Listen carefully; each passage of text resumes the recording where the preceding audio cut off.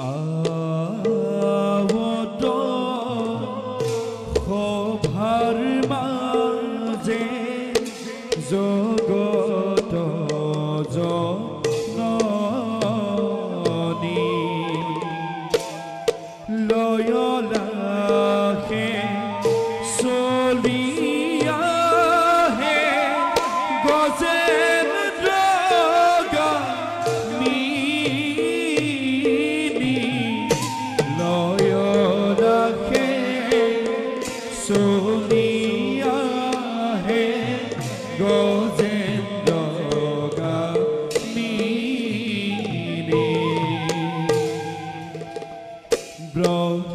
ব্ৰহ্মাৱতী দেৱে সবে তপ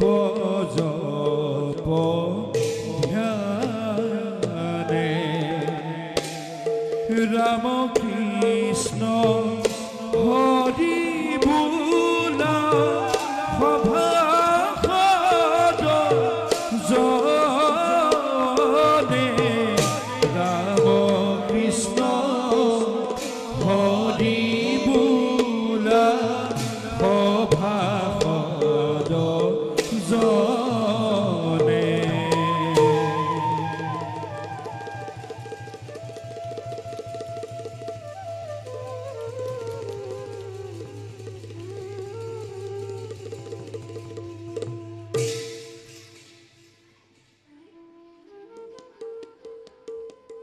প্ৰভু প্ৰভু প্ৰভু প্ৰভু আজি দেখোন প্ৰভু বৈকুণ্ঠত নাই কলৈ গুচি গল কোনোদিনে প্ৰভু বিষ্ণুৱে মোক লগত নিনিয়াকৈ স্বৰ্গ মৰ্ত্য পাতাল কলৈকো নাযায় মোক লগত লৈ যিকোনো আলোচনাৰ পাতনি মেলে কিন্তু আজি মোক লগত নিনিয়াকৈ বৈকুণ্ঠৰ পৰা মনে মনে কলৈ গুচি গল তাৰ কাৰণ মই একোকে নুবুজিলো নিশ্চয় নিশ্চয় গৌৰৱত কিবা গুপ্ত আলোচনা বহিছে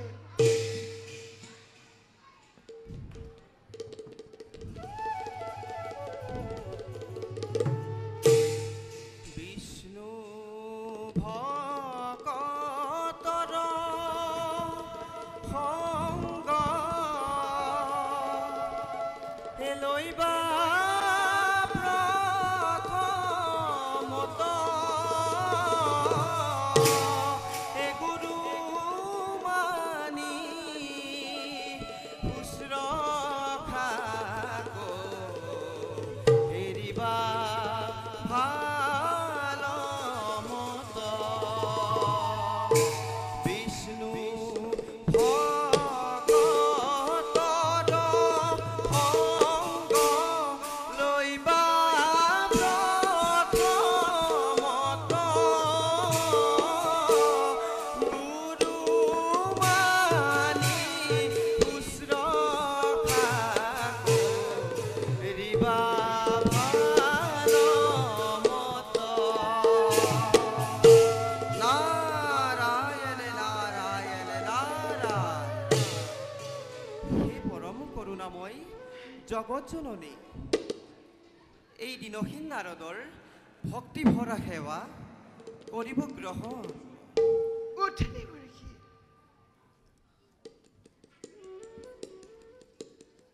দেৱী নাৰায়ণ দেৱী নাৰায়ণ দেৱী নাৰায়ণ নাৰায়ণ হে দেৱী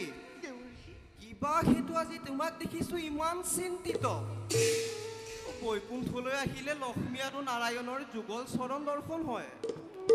আজি আকৌ পিছে মই তাৰ পৰাহে বঞ্চিত হলো যেন পাইছো দেৱী আপুনি ঠিকেই ভাবিছে আজি প্ৰথমটো দিন এই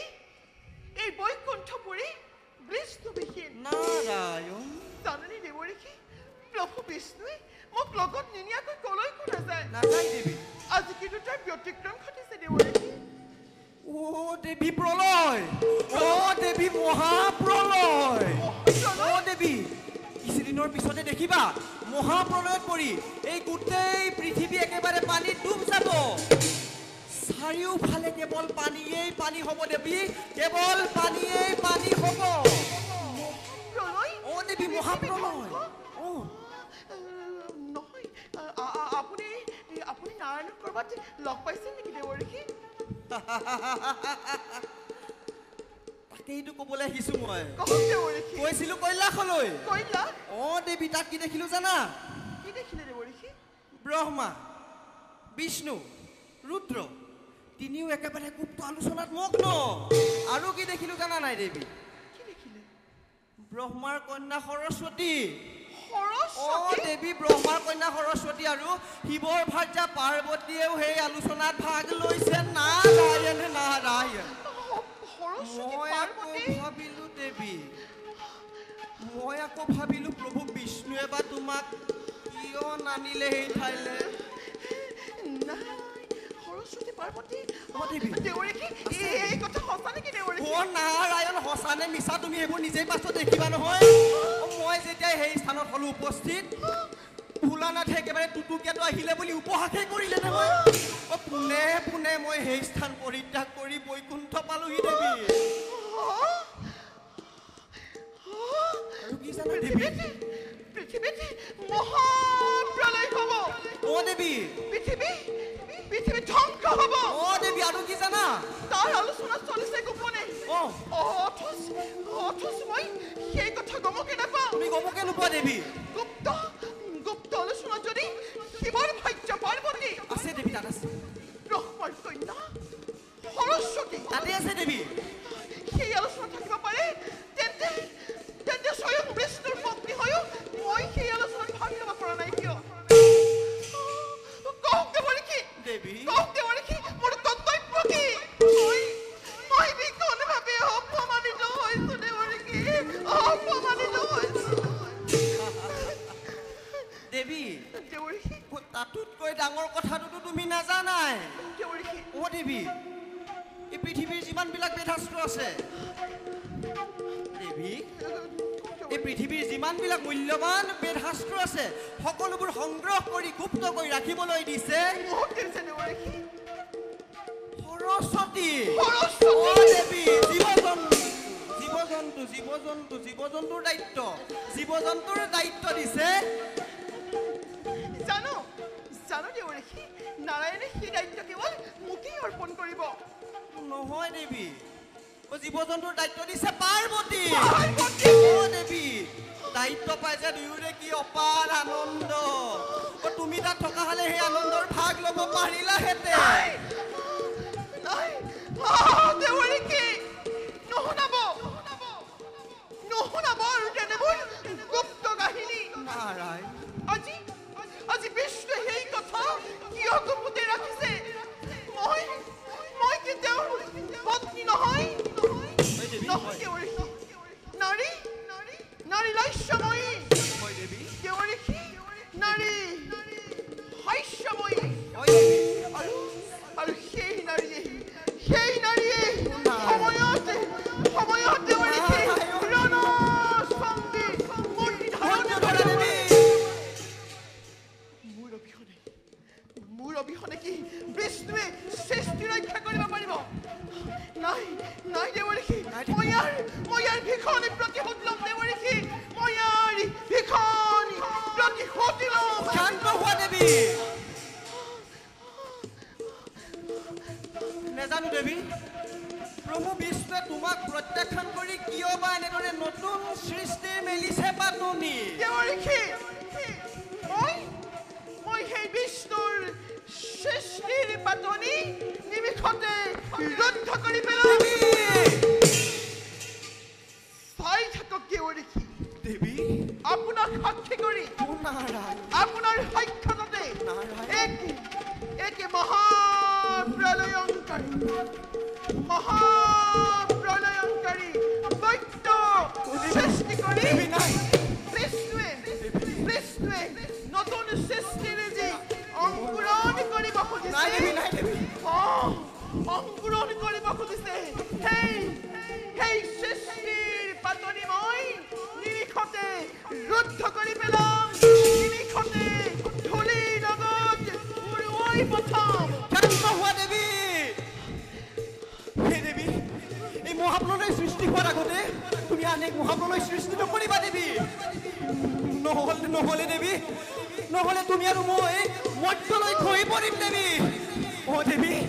নহ'লে তুমি আৰু মই মৰ্ত্যলৈ খহি পৰিম নাই দেৱঋষি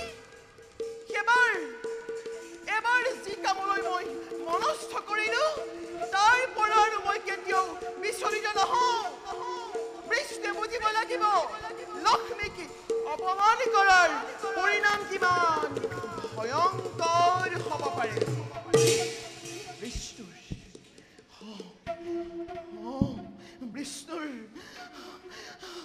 বিষ্ণুৱে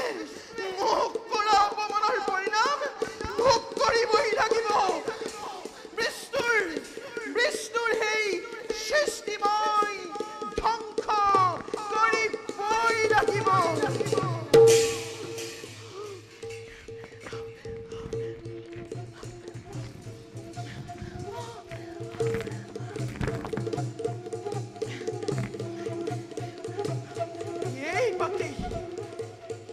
এই পাতেই হব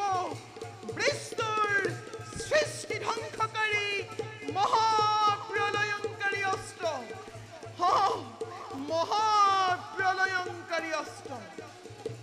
সৃষ্টি হওক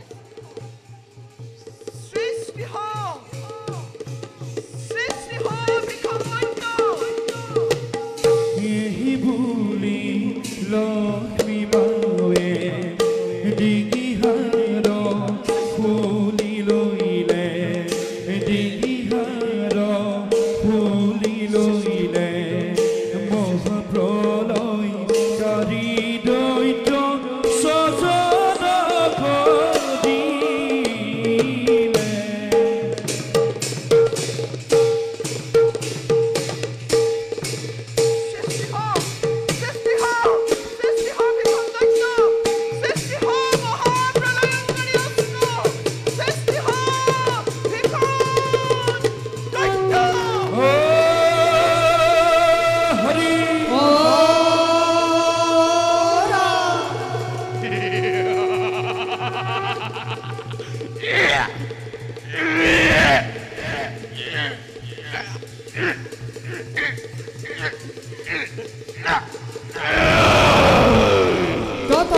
দিলে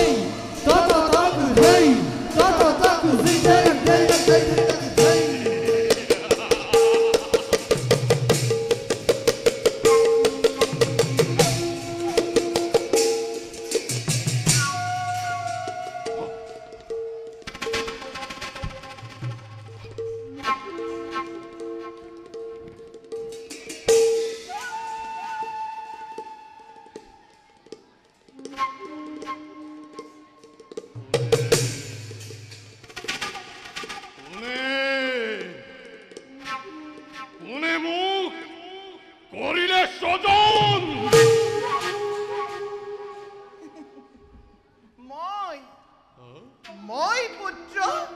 মই তোকে কৰিলো স্বজন তুমি এয়া তোমাৰ সত্য পৰিচয় বাছা এই ত্ৰিজগতৰ মাতা লক্ষ্মী মা মাতৃ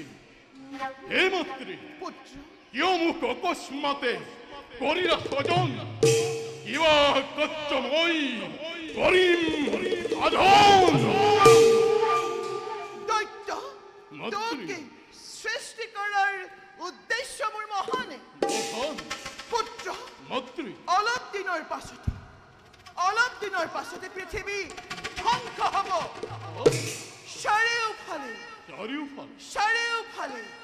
চাৰিওফালে পানী কেৱল পানী চাৰিওফালে কেৱল পানী চাৰিওফালে কেৱল পানী পুত্ৰ নাই নাই নাই চাৰিওফালে যদি কেৱল পানী হয় আমি তাত জীয়াই থাকিম কেনেকৈ অসম্ভৱ অসম্ভৱ অসম্ভৱ মাতৃ পুত্ৰ মাতৃ অসম্ভৱ নহয় মই তোকে বৰ দিছোঁ পুত্ৰ তই জল স্থল আকাশ বতাহ সকলোতে বিচৰণ কৰিব পাৰিবি বিষ্ণুৰ সুদৰ্শন চক্ৰ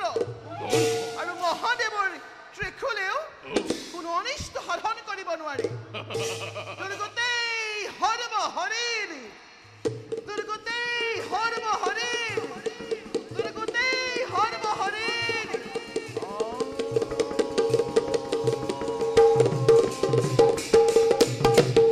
বৰ্জময় কৰি দিছোঁ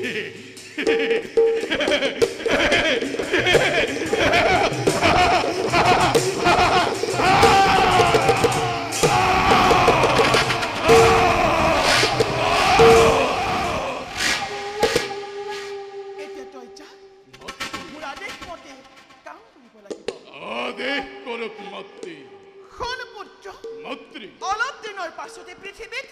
মহাপ্ৰলয় হ'ব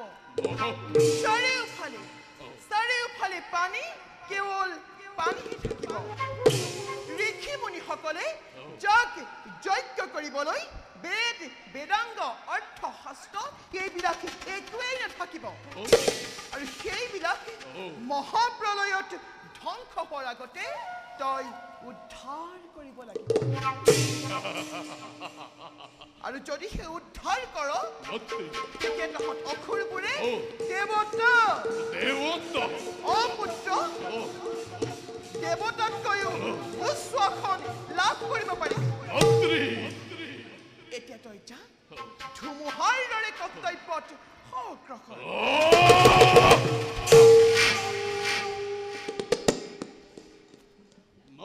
পুত্ৰ মোৰ নাম কি হ'ব কি নামেৰে জনাজাত হ'ম মই ধৰাৰ বক্ষ পুত্ৰ মই তোক মোৰ ডিঙিৰ হাড়ৰ পৰা সৃজন কৰিছোঁ আৰু তোৰ মুখমণ্ডল দেখিবলৈ একেবাৰে ঘোঁৰাৰ দৰে সেইবাবে তোৰ নাম হ'ব কি হ'ব মাতৃ তোৰ নাম হ'ব মোৰ নাম তোৰ নাম হ'ব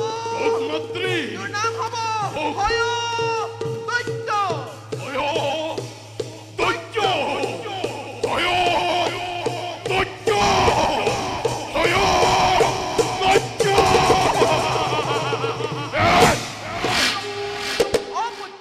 ধৰাৰ মধ্যত তই হয় দৈত্য নামে হবিছ নাযায় এতিয়া তই যা নিজ কৰ্তব্যত মাতৃ মোক আৰু এটি বৰৰ প্ৰয়োজন কোৱা পুত্ৰ দৈত্যৰ বংশ বিস্তাৰৰ হেতু মোক এগৰাকী সুন্দৰী ৰমণীকৰ প্ৰদান তই ঠিকেই কৈছ মাতৃ শুন পুত্ৰ এই বিশ্ব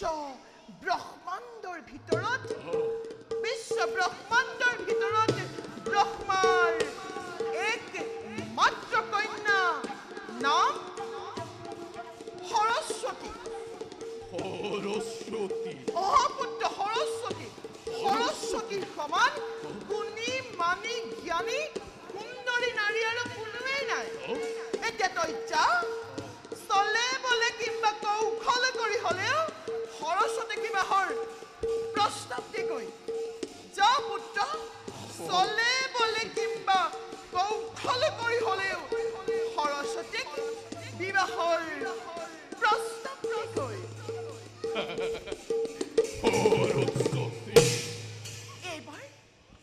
এইবাৰ তুমি সাৱধান হোৱা সৰস্বতী কাৰণ এই পাত এই পাত ব্ৰহ্মসেন মই তোলৈকে পঠিয়াইছো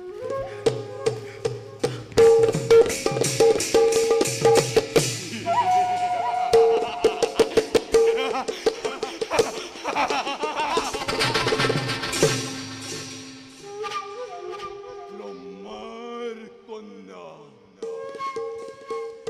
সৰস্বতী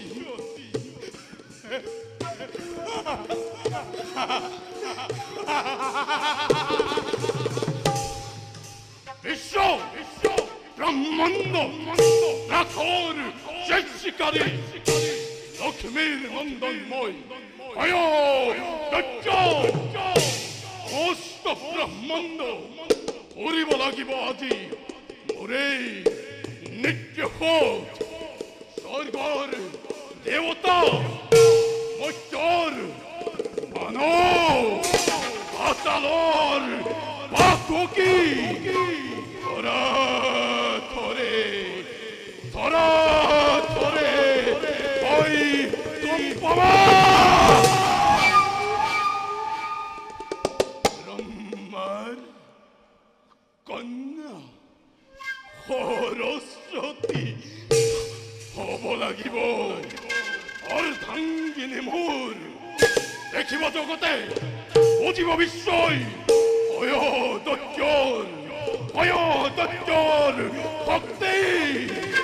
পৰাক্ৰম ক্ষমতা কিমান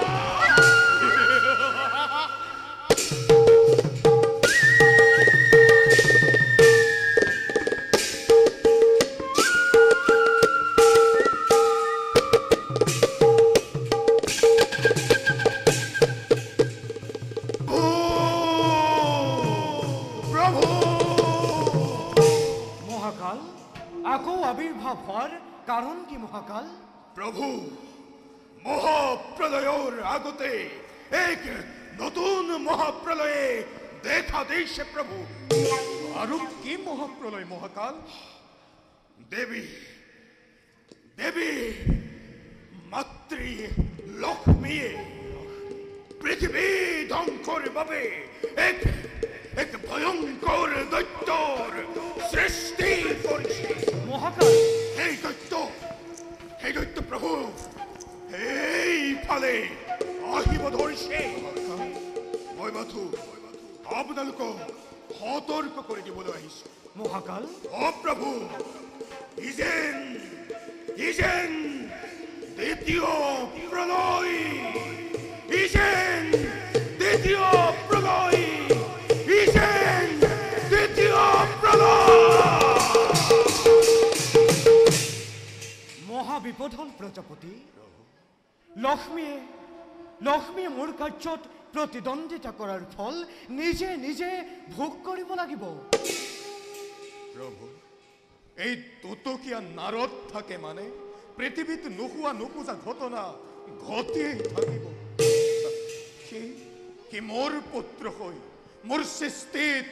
বাধা স্বৰূপে দেখা দিছে। তাক আৰু মই নকৰিম ক্ষমা। তাক উচিত শিক্ষা মই প্ৰদান কৰিবই লাগিব। মহাপ্ৰলয়ৰ আগমুহূৰ্তত এনেধৰণৰ বিভিন্ন বিভীষিকাই দেখা দিয়ে প্ৰভু। তাক বাধা দিয়াৰ ক্ষমতা কাৰো নাই। আমাৰো দেখিছো শক্তি কমি আহিছে প্ৰভু।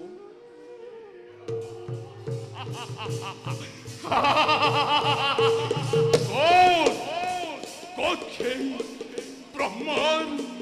কন্যা সৰস্বতী? ক'ত সেই ব্ৰহ্মাৰ কন্যা সৰস্বতী? সৰস্বতীক মই বিবাহ কৰাম। লক্ষ্মীয়ে মোক আদেশ দিছে সৰস্বতীক বিবাহ কৰিবলৈ। সৰস্বতী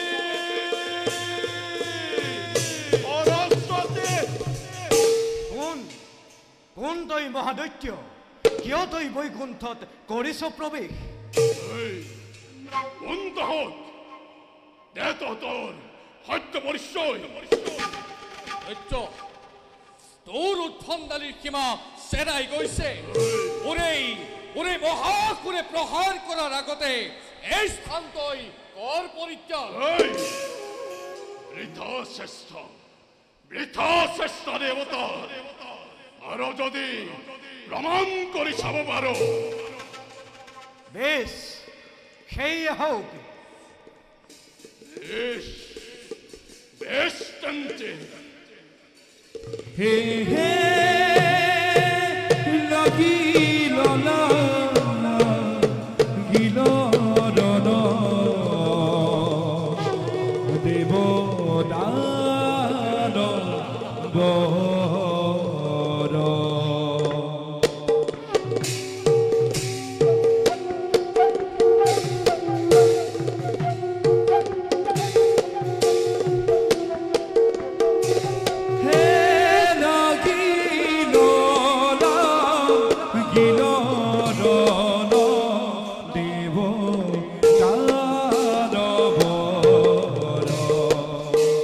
পদ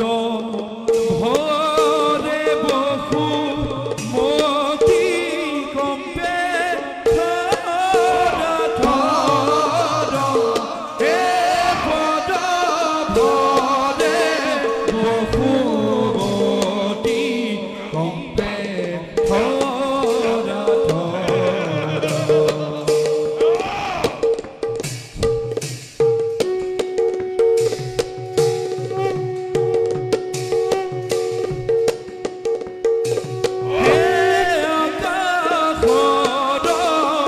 দেবগণে বিস্ময় মানিল রাম হরি রাম হরি বুলা সর্বজন হে রাম হরি রাম হরি বুলা